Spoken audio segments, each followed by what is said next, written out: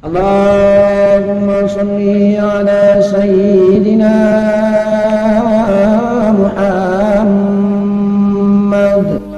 وعلى آل سيدنا محمد.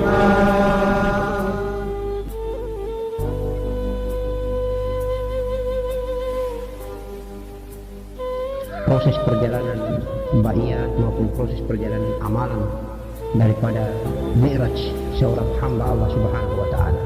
Sumber sanad energi datangnya Nur Muhammad adalah ma'unah dari Allah yang sangat dahsyat. Insya Allah kita tidak bisa mengucapkan dan menerjemahkan dengan kata-kata proses itu. Ya Rabbah, Ya Rahman, Ya Rahim. Kita serahkan saja kepada yang maha besar, maha kuasa, maha dahsyat, maha agung, maha kasih sayang. Allahu Zat, Allahu Zat, Allahu Rabbul Izzah. Insya Allah datangnya ma'unah, karomah, hidayah kebesaran yang dahsyat, sehingga energi Nur Muhammad yang bersumber asli dari fisik dan biologi jasmania, semuanya ini kita serahkan saja kepada ketentuan ridhonya Allah Subhanahu wa ta'ala. Yang penting kita berangkat menuju ke Allah dalam keadaan titik nol, dan kita tidak pernah mengagung-agungkan atau mempertuhankan sanak dan turunan. Yang intinya adalah kita semua adalah in akramakum indallahi atqakum. Kita semua adalah sama, kecuali hanya pangkat takwa di hadapan Allah yang membedakan di antara kita. Oleh karena itu maka kalau kita bertanya tentang riwayat dan proses kuatnya Nur Muhammad, lebih menekankan tentang faktor istinja dengan ibadah batin, karena harus memproduksi kualitas mani secara hakikat dan ma'rifat, baru bisa menurunkan generasi-generasi ma'rifat bila dengan kekuatan energi power Nur Muhammad yang dahsyat. Allahu Akbar walillahil hamd. Insya Allah, dan rata-rata insya Allah yang memperbincangkan tentang persoalan Nur Muhammad ini adalah harus berjalan, mengalami dan merasakan. Untuk berjalan, mengalami dan merasakan itu sumbernya satu-satunya adalah ma'unah, adalah karomah, adalah laduni dari Allah Subhanahu wa ta'ala. Tidak bisa kita pakai baca di buku, tidak bisa kita pakai dengar-dengar cerita baru kita mulai menghayal, mengangan-angan bahwa Nur Muhammad ini begini dan begitu. Tidak. Kita dengar, kita baca itu referensi pengetahuan dan ilmu. Tetapi bagaimana caranya kita mi'raj, berjalan dan mencapai titik yang kita bicara itu? Itulah ma'unah, itulah karomah, itulah kekuasaan. Sedikit saja kebesaran yang Allah titipkan kepada kita hambanya, maka ruhan dan jiwa ini dimuliakan oleh Allah, dimi'rajkan, diberangkatkan, karena energi Nur Muhammad telah meliputi dan memeluknya, membawa pergi jalan pesiar menuju ke pemilik sejati, Nur Allah, Nurul Izzati, yang mempunyai sifat, memperjalankan sifatnya untuk tenggelam dan fana di dalam yang memiliki sifat. Allahu Akbar.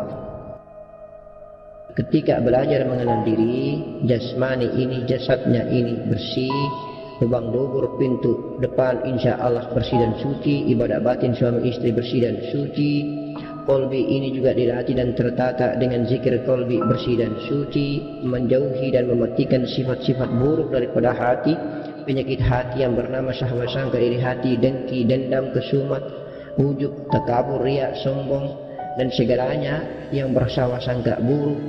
Insya Allah di dalam penyakit hati ini hanya dibersihkan dengan zikrullah, ala bizikril tatma'innul qulub. Maka secara jiwa sudah melaksanakan sholat, jasmaninya sudah khusyuk, maka jasmani hanya menyimak dan mengikuti perjalanan jiwa, sementara jiwa tenggelam di dalam rasa. Ketika ladang hati yang merupakan negeri rasa itu sudah bersih, Nur Muhammad sudah bersinar, bercahaya dan meliputi, memeluk jiwa, memeluk jasmani insya Allah, maka Allah memberikan penglihatan kasaf mukasyafah, penglihatan kepada kita dengan terang benderang bagaimana jiwa kita bermi'raj bertemu Sang Yang Maha Pencipta Allah Subhanahu wa ta'ala melalui etape alam ghaibiyah, menjadi hadiah daripada Allah Subhanahu wa ta'ala menuju ke tempat singgasana negeri Allah yang Maha Kasih, Allah Subhanahu wa ta'ala. Secara jasmani, mari bersama-sama kita menjaga bersih dan sucinya 9 pintu jasad. Itu saja profil jasad kita, indera lahir kita. yang terdiri dari darah, daging, tulang dan kulit, jantung, empedu, limpa, hati dan paru-paru yang semuanya berasal dari setetes mani dan sel ovum ini, kita jaga hanya 9 pintu. 9 pintu itu yang kita rawat untuk menjaga dia dari kebersihan dan kesucian. Karena 9 pintu yang ada lubangnya itu, ada pintunya, itulah tempat keluar masuknya iblis, setan, atau dalam ilmu hakiki hawa-hawa bumi, hawa-hawa makan dan minum. Insya Allah tempat masuknya hawa-hawa bumi itulah yang membuat hijab, sehingga jiwa melaksanakan ibadah, jiwa melaksanakan kegiatan berzikir, atau jiwa menjalankan ketaatan perintah kepada Allah, jasmani tidak melihat, kasar dan tidak mendengar dan mengikutinya. Oleh karena itu maka jasmani zahir ini hanya dijaga 9 pintu itu saja. 9 pintu itulah 2 pandangan mata dari penglihatan yang berdosa, 2 pendengaran telinga dari pendengaran yang berdosa, 2 lubang hidung keluar masuknya nafas daripada nafas-nafas haram, 1 lubang mulut daripada pembicaraan ghibah, pembicaraan yang bukan-bukan, pembicaraan yang berdosa, dan 2 lubang pintu depan dan pintu belakang rahasia diri kita, yaitu lubang dubur dan pintu kemaluan dari perbuatan zina, lubang dubur daripada istinja yang kotor. 9 pintu lubang jasad inilah yang kita jaga. Itu kalau kita jaga baik-baik, insya Allah mudah-mudahan Allah merahmati, mulia, Allah memberikan makom mulia kepada jasmani ini ketika kita meninggalkan dunia utuh, tidak dimakan tanah.